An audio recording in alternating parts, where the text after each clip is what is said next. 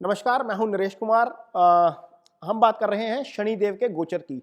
2023 में शनिदेव का गोचर होने जा रहा है कुंभ राशि में। 17 जनवरी को ये गोचर शुरू होगा।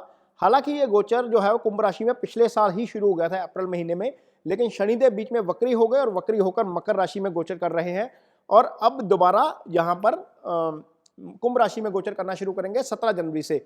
ये यहीं पर रहेंगे, इसी राशि में रहेंगे मार्च 2025 तक। तो अगले 2 साल यानी कि 2 साल 2 महीने 3 महीने के लगभग जो समय है वो शनि कुंभ राशि में ही रहेंगे।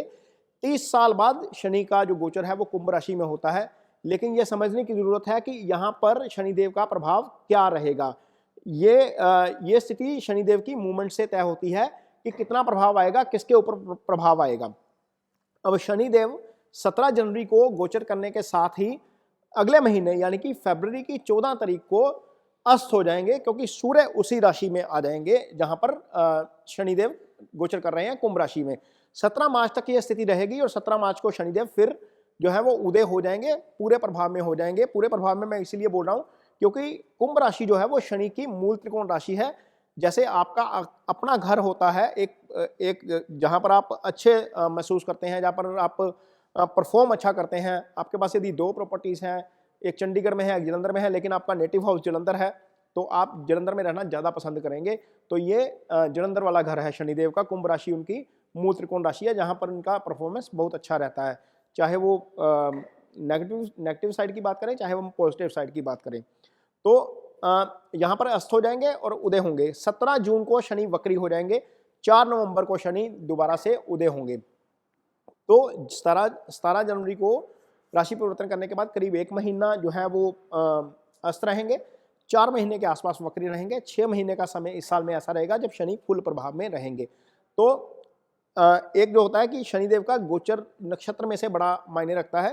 पिछले बार जब 18 फरवरी का दिन था तो उस समय शनि ने धनिष्ठा नक्षत्र से गोचर करना शुरू किया था। धनिष्ठा मंगल का नक्षत्र है। मंगल जो है वो शनि के साथ शत्रु भाव रखते हैं, इनका आपस में शत्रु भाव है।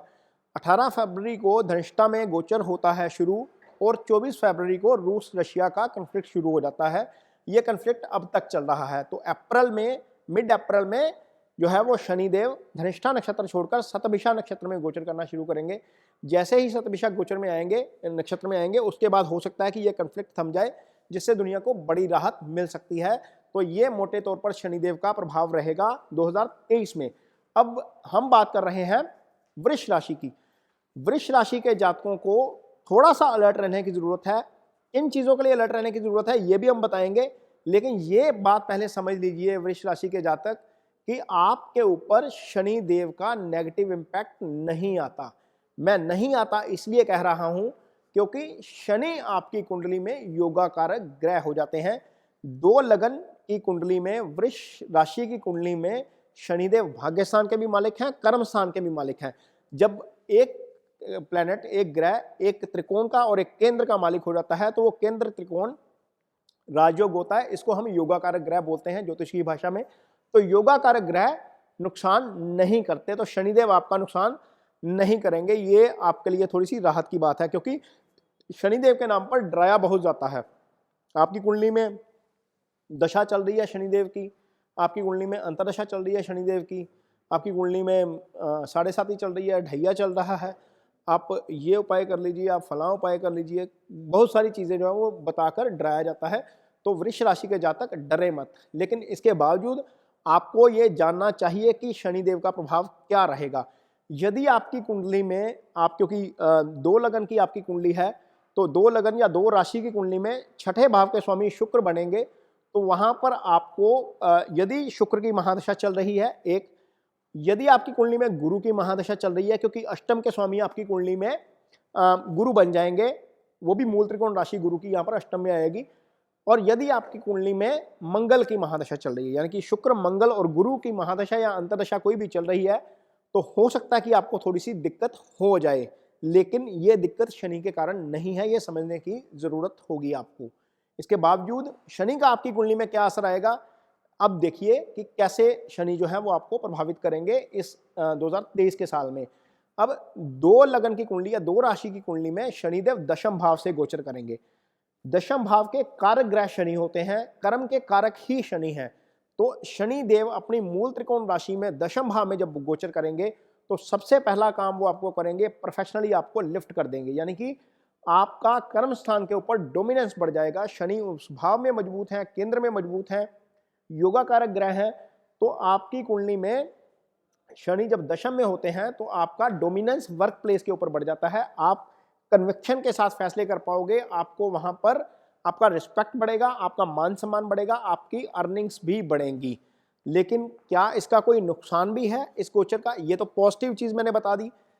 थोड़ा सा जो है वो तीन चीजों को समझने की जरूरत होगी। तीन चीजें जहां पर शनि की दृष्टि पड़ेगी, ये आपको नोट करनी है। सबसे पहली बात जो है वो शनि की दृष्टि पड़ेगी आपके 12वें भाव के ऊपर।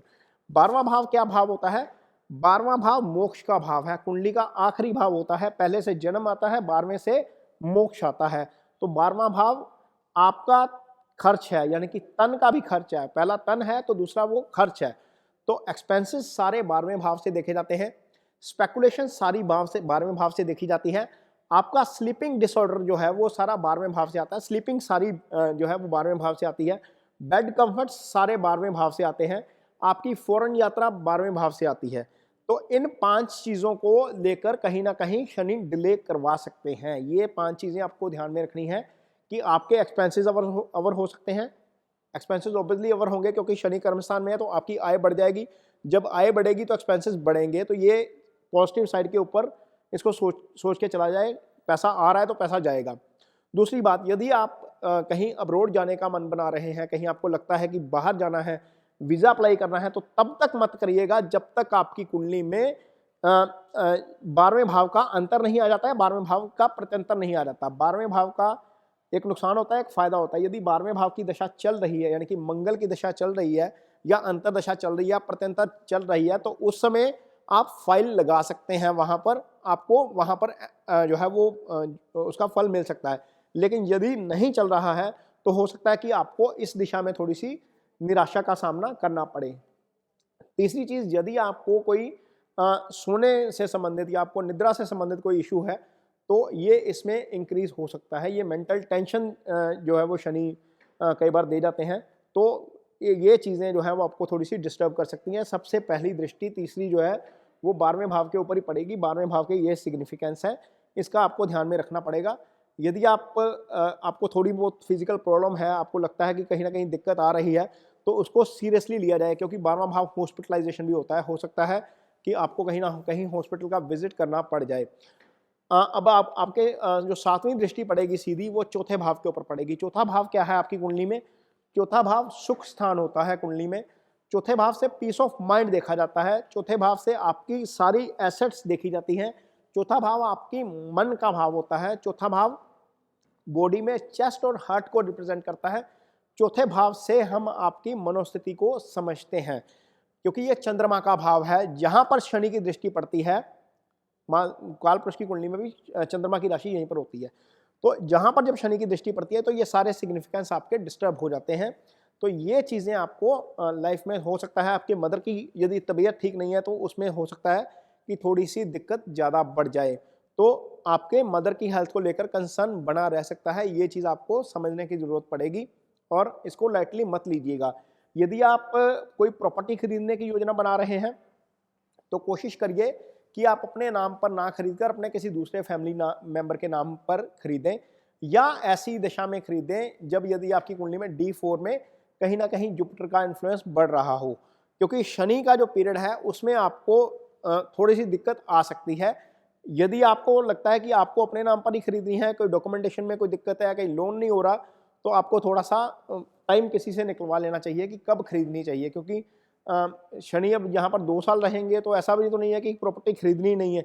तो ये कोशिश करिएगा कि थोड़ा सा किसी अच्छे एस्ट्रोलॉजर से समय निकलवा लीजिए कि कब खरीदी जा सकती है, कब आपको उसका फायदा हो सकता है। तीसरा यह है कि यदि आपको कोई भी प्रॉब्लम हो रही है, कोई मानसिक परेशानी है, कुछ भी है, किसी भी कारण के कारण, तो आप मेडिटेशन का सहारा ले सकते हैं। आपको मेडिटेशन जरूर करनी चाहिए ऐसी स्थिति में, क्योंकि चंद्रमा का शनि का गोचर ऐसा है कि आपको हो सकता है कि थोड़ी सी मानसिक परेशानी हो जाए। अब शनि की जो 10वीं दृष्टि है वो पड़ेगी आपके 7वें भाव के ऊपर। 7वां भाव क्या है? सप्तम भाव आपका पार्टनरशिप हाउस है। पार्टनरशिप भले ही बिजनेस की हो, भले ही आपका लाइफ पार्टनर हो, सप्तम भाव आपकी बॉडी का लोअर पोर्शन है, बिलो द नेवल, जो बॉडी नेवल के नीचे का हिस्सा होता है, मेल में भी और फीमेल में भी लोअर बैक आपकी सप्तम भाव से देखी जाती है। तो यदि आपको कोई परेशानी यहाँ पर होती है इस पार्ट में, खासतौर पर आपको डाइजेशन का इशू होता है, आपको स्टोन का इशू होता है, आपको कहीं स्टमक में कहीं दर्द होता है, तो आप इसको थोड़ा सा सीरियसली लेकर चलिए, क्योंकि ये स्थिति आपको डिस्टर्ब कर सकती है फिजिकली, क्योंकि शनि की दृष्टि यहाँ पर है। तो आपको थोड़ा सा इस चीज़ को ध्यान में रखकर चलना पड़ेगा।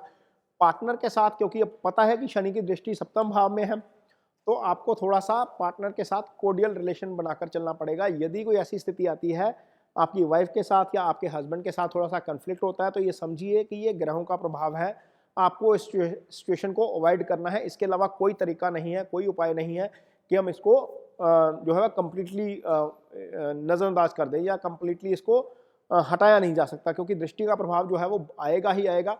यदि आपका बिजनेस किसी पार्टनर के साथ है, आप पार्टनरशिप फर्म में काम करते हैं या आप पार्टनर के साथ हैं, तो आप थोड़ा सा अपने बिजनेस को मॉनिटर ज़रूर करिए। ऐसा हो सकता है कि आपकी लापरवाही हो इस मामले में, आप मॉनिटर ना करें, फाइनेंशियल्स को ना देखें या एग्जीक्यूशन को ना देखें बिजनेस की, तो हो सकता है उसमें कहीं पार्टनरशिप में गड़बड़ हो जाए। ये स्थिति आपको देखनी पड़ सकती है, तो यहाँ पर आपको ध्यान रखने की ज़रूरत पड़ेगी।